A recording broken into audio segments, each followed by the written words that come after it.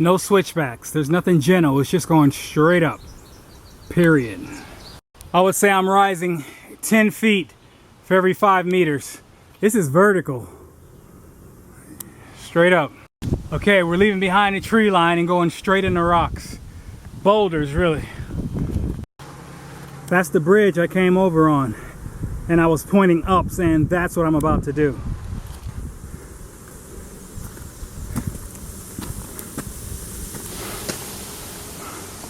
Now begins the 3-point of contact. 2 feet, 1 hand, pulling yourself up. Because it's going on boulders now. I'm at ground level. This is probably 5'6" right here.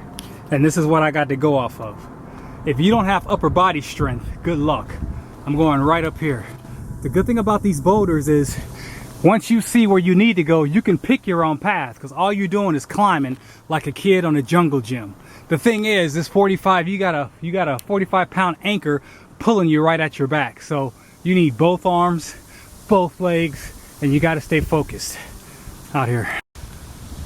For the next maybe 1/8 of a mile, I'm going to be crawling on hands and knees going straight up. You won't see this on Mount Katahdin. This is too hard.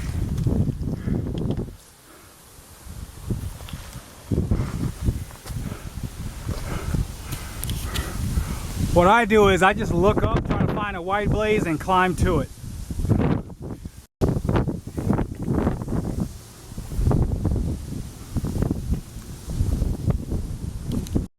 There's a hiker right ahead of me climbing vertical. And he looks like he's struggling. The wind is really blowing.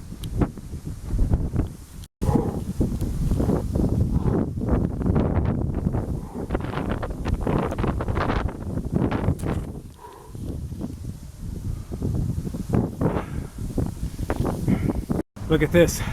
If it was raining, where would you get a grip? I mean, look at this. This is sheer rock wall. No tie downs, no place to hold on to. All you gotta do is trust your own strength. I'm going right up this wall right here. That's vertical out here. Now this is really fun. This is why I go. Because really, you're not bound. You're not bound to a trail. You look up, you see a white mark, and you climb. You're somewhere in the vicinity. You know you're going to the top of the mountain. You can choose your own path. I'm a climber. I got upper body strength. So I'm going to take the boulders as to the rock scramble out here. I'm sorry, but this is awesome, dude. I hope you're not afraid of heights.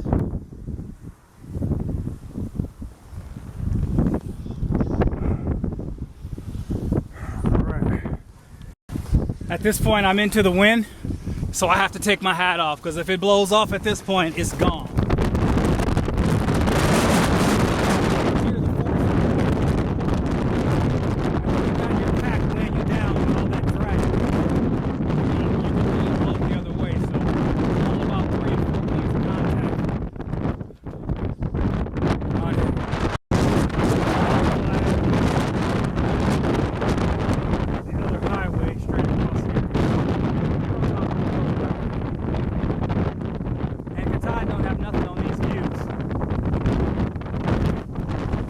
Can't even hear me out here.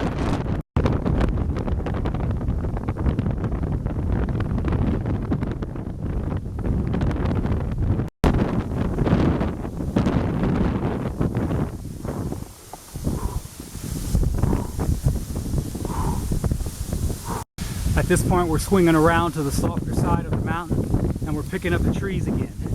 That hiker that I showed you earlier, I'm thinking he's lost. Once I got around, he was at least 30 meters away from the nearest white blaze. So he's probably on the top of that rock crop looking for a white blaze that he will not find. These white blazes are your guide. You don't want to take your eyes off of them. I mean, you want to look up, see white, and go in that direction. Don't assume it's going straight up, because you will find yourself hiking back down, which is more treacherous, because gravity's not your friend. And you got more weight pulling on you, pulling on your joints, trying to go down. So hopefully he finds his way. We're going forward. And just like that, the fun is over with. We're back on the Appalachian Trail, leaving the rocks behind. Man, that was awesome. I gotta tell you, out here. This used to look like a wasteland. They've fenced it off, but there was an accident or something, and it just looked like a Holocaust area. You can see where they got the new growth. No, you can't. You can see those pods where they have new trees being planted. There you go. It used to look terrible. It looks like they just laid the place to waste and then fenced it up and started some new stuff, new arbor planting, I suppose. Maybe as I go forward, you're gonna see some more of it. And we're gonna pass some kind of mill, paper mill, oil mill, I don't know. I'll show it to you. It's gonna look ominous, like something out of a Stephen King movie out here. Word is, that's the old factory that burnt this whole mountain up with the pollutions and toxins. It just sits there, an eyesore on the land. It goes on for acres and acres. And they never tore it down. I don't know why. Maybe it's there as a lesson. But as you can see, the top of the mountain, well, you have nothing to compare it to, but it looks like it's actually healing. Are they really doing what they can, you know? Out here. That's the biggest dandelion in the world. And I want to blow it, I really do. But I'm gonna respect it out here. To be fair, although I do believe that what you saw back there on those rocks was the hardest part, be advised, you don't have to be afraid. They give you enough leeway where you can pick where you want to go. You see a white blaze. To the left of that white blaze, you see a rock scramble. To the right, you see boulders. I'm like 6'4". I want to be able to stretch my whole frame and use the full length of my muscles, so I'm all about climbing. And when I'm doing that with weight on my back, of course I'm going to feel it a lot more than an average person scrambling over rocks. So maybe I choose the higher degree of difficulty, perhaps. But that doesn't take anything away from the challenge. It doesn't take anything away from the degree of effort, the amount of effort you got to put into it, just from concentration alone. I mean, those were some sheer drops, if you know what I'm saying. So don't think that, oh my God, I can't be able to do that. You can, because as you can see, I think I know that person that I looked up on the mountain. He might be about 5'3". So maybe he chose to take the smaller rocks because he couldn't traverse the big ones. Problem is, he got so caught up in keeping one foot in front of the other, he lost the blaze. He went straight up the mountain. What he should have been doing was going to each white blaze, or if you got to go to the right to do a little rock scramble, make sure at some point you work your way back to that blaze. Otherwise, you would end up going up and over. Between you and me, you don't go over the mountain. It's gonna veer to the left. But I know it because I've done this a million times. If you don't know and you look up and you see a white blaze, you're just gonna assume it's going straight up. So let this be a lesson to you. It's gonna veer to the left. Keep those white blazes in sight out here.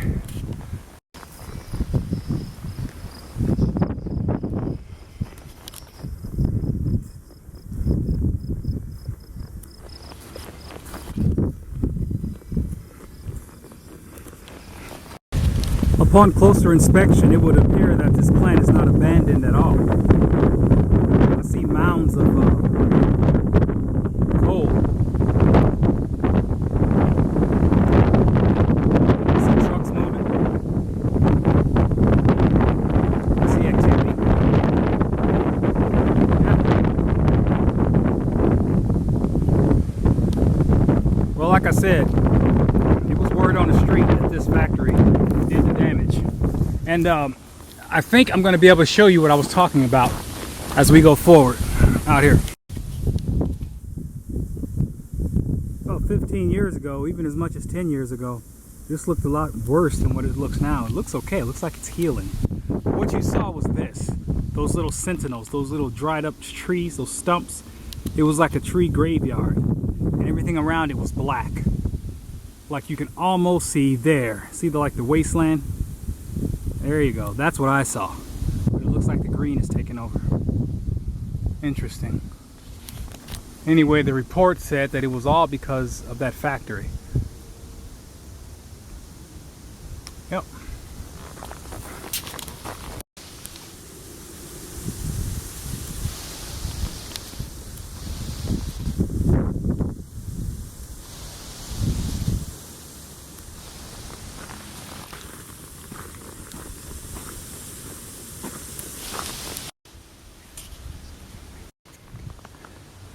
Now we traverse through the wasteland.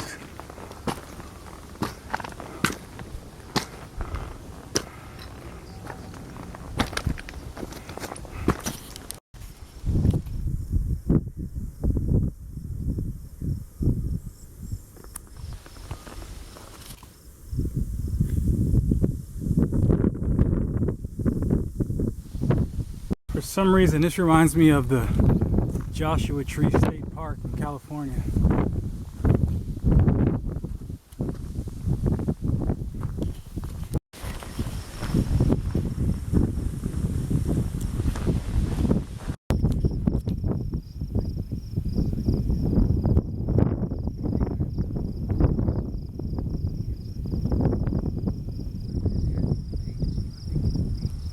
It looks like some kind of writing under the rock. It's weird.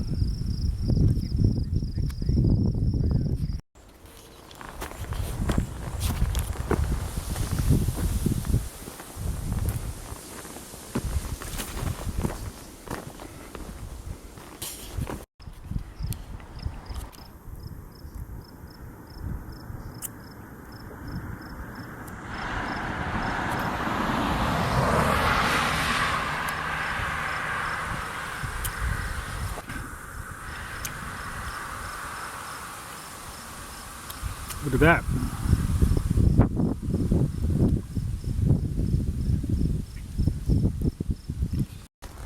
Looks like we're going to be camping tonight. I read the book wrong or something. I thought the shelter was 8 miles from the road, from the town. It's actually 16. I got 4 o'clock right now. So what I'm going to do is just hike till I find a decent campsite with some water. There's a snake. I'm gonna hike until I find a decent campsite with water and call it a day out here. By the way, when I was at the intersection, the guy that got lost came up behind me. Remember when I told you there was a guy that was going over the mountain? I hope he find his way. Well, he came up beside me and I'm like, I was talking about you on my camera. I saw you went over the mountain. I thought it was funny. Anyway, out here.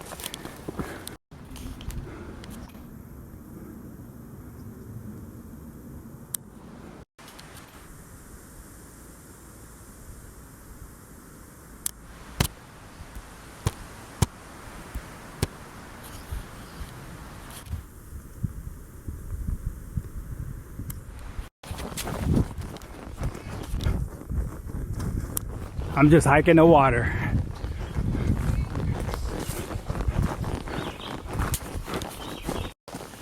When I was doing my wash today and I pulled my socks out the dryer, I just remember sitting there in utter amazement on how far a pair of socks have come. Now, although I'm frugal, I'm not cheap. In Franklin, I spent $23 for a pair of socks, and they're called Darn Tough. And I must say, I gotta take my hats off to them. Those boots those socks outlast boots, and they went over 1,500 miles, and I'm still wearing them.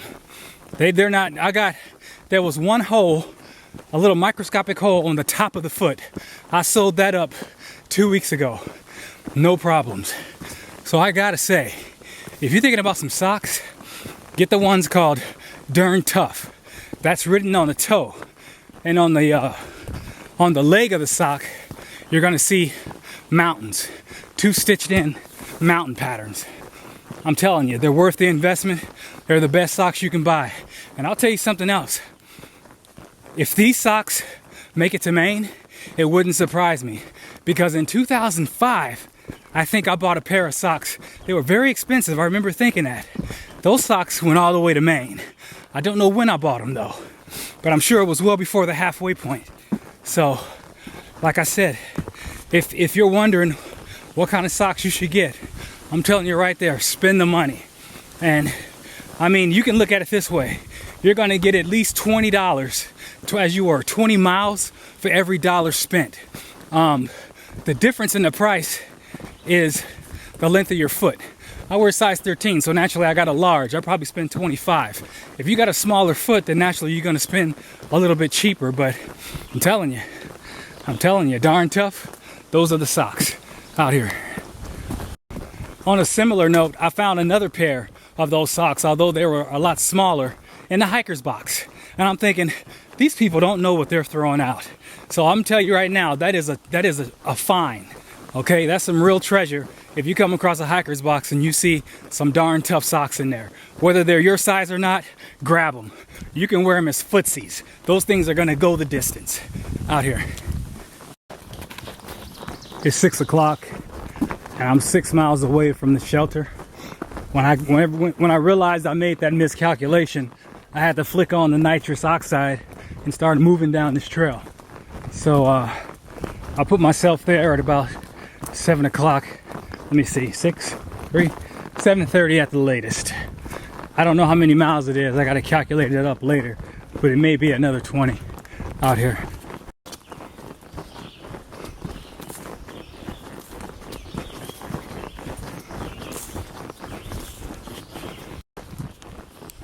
Three and a half miles out. I am moving. Gonna ask somebody.